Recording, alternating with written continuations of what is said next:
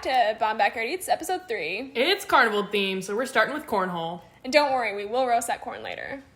And here we have our awesome fire. You can see it looks a little different from our last episodes. We're doing a little bit more in the bonfire style, so we have the teepee formation with the logs. So the first thing that we're going to be cooking tonight are our Carnival Dogs. We got some crescent dough from the rolls, just popping that open right there. We're going to separate all that dough and get it ready to wrap our hot dogs or sausages in. Yeah, we had some awesome we had 4 different types of sausages, both vegan and meat sausages. So you, like we said, separate those triangles, put some mustard or your preferred condiment on there, and then you wrap them up so it's relatively nice and even with the dough and just like a little nice pigeon blanket. Yeah, and we're repurposing some marshmallow roasters for this to cook them. The awesome thing about this episode is we are using a flat grate because we're cooking a lot of different things that need a little bit of a different temperature. So we're putting that corn on there real quick. Yeah, the great thing about cooking corn over the fire is you're going to leave the husk on so that it protects it from the heat. So only thing you really need to do to prep, run those over water, get some nice water in there so that when they're on top of the fire with the husks in there, it insulates the water and steams them up really nice. The great thing. Good pun there. I don't know if you caught that. So those Carnival Dogs, we probably cooked about 15 minutes. You want to be rotating them constantly, and Laura and I popped ours off. We just cut them because we were really excited to eat, and we topped on it with some barbecue sauce and ketchup. And most sausages, they come pretty much pre-cooked, so you might want to check that, whatever you buy. You're just looking to basically heat them up. The dough, however, will need to be cooked a little bit differently, so make sure you keep it off of direct heat and you're rotating it and even possibly using a grate if you have to. So we're back to our corn. You're going to rotate it. You see it looks black there, but I promise the husk absolutely did its job and protected the corn on the inside. You can see as we peel it, after they're done, you're going to rotate it probably about 4 to 5 minutes on each side of the corn. And when you take it off, you're going to peel the husk off and all the little inside bits so you have some nice clean corn. And so yeah, you just see me trimming that there. Yeah, and I'm making a topping for it right now. I think basically the best part of the corn was the topping. We used vegan mayo. Of course, you can use regular mayo. We ended up also using vegan sour cream. I'm putting in some dried cilantro. You are also, of course, welcome to use fresh cilantro.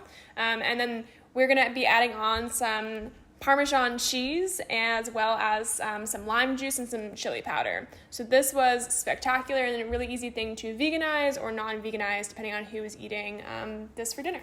Yeah, and this is called street corn. I definitely, I'm used to seeing it, but it was super fun to make over the fire. It gave a really nice smoky taste and really easy just to mix that stuff up, sprinkle the extra stuff on, plenty of lime juice, and then the chili powder at the end. So it's a really cool color as well, and you stick it in there and you can see I'm about to enjoy that. And let me tell you, the street corn was by far the star of the show. It was fantastic and can't wait to make it again. Yeah, and of course the corn holders are corn themselves, so a little bit of inception for you right there. It's meta. More corn! I didn't even think about that. Amazing, yeah. Great transition to our popcorn, of course, because you can't have a carnival without popcorn. We did add some vegetable oil there, some garlic powder, and some salt. You can obviously get creative with your seasoning. You can put some lemon pepper in there, or look up your favorite popcorn seasoning, and obviously shake it up, make sure it's nice and mixed, cover it so you get the steaming in the inside, and place it on the grate. Definitely once stuff kind of starts to heat up a little bit, you want to take your tongs and move it around so the stuff on the bottom doesn't get stagnant, and yeah, popped pretty nicely. Yeah. And we are now transitioning into our dessert. There was so much food in this episode. I was pretty full already, but I was really looking forward to those apple crisp foil packs. So we love doing foil packs in this show, so we wanted to do a dessert take on foil packs. So I'm just chopping up some Granny Smith apples, putting some brown sugar, some nutmeg, and some cinnamon. That is going to be the base of this dish. And then I'll be transitioning to make the topping, which is more brown sugar, oats, a boatload of butter, as you can tell from my major scoop, and some oats. Measure the butter, don't measure the butter. Can you have too much butter? Yeah, I think This recipe definitely is like you eyeball it to the consistency that you want. I probably added a whole bunch of cinnamon. I'm a cinnamon fan, so the more cinnamon, the better. So you're going to mix all of that up. Again, this is the topping. We have our apples separate right now. So you're going to mix all of it up till it's blended really nicely, and it's a little bit easier to kind of pour out. You're going to pour out some of the apple mixture onto the foil pack, and then you're going to spoon out your oats and seasoning and butter mixture right on top. And then, as we've done so many times, if you've been following along, we've got these double wrapped, and you're gonna wrap them up nice and tight so you get that double steaming on the inside. And then the outer layer, again, you're gonna pinch together the middle and then pinch together each of the ends and wrap it up, and it's all nice in a nice little rectangular square. And that is gonna go right on your coals that you've seen the fire burn down so nicely. So that's gonna go there. You can kind of put a coal on the top as well. And this probably only took about 7 or 8 minutes, a really quick dessert to make for the end of your camping night. Yeah, so you can see we're gonna open it up right there. I know the suspense is real, but it turned out so good. And what a masterpiece that we have. We are topping it with some awesome homemade vegan caramel and some Cool Whip.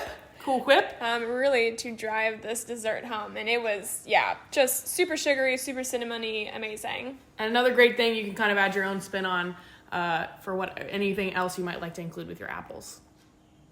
And that's a wrap on season 2. We're going to see you next year, 2021, in February for the start of season 3. If you have any recipe challenges, drop them in the comments and maybe you'll see it next year. Of course, if you recreate any of the recipes featured in this video, make sure to post to social media and tag us at Pacific Rec for a chance to win an outdoor cooking set.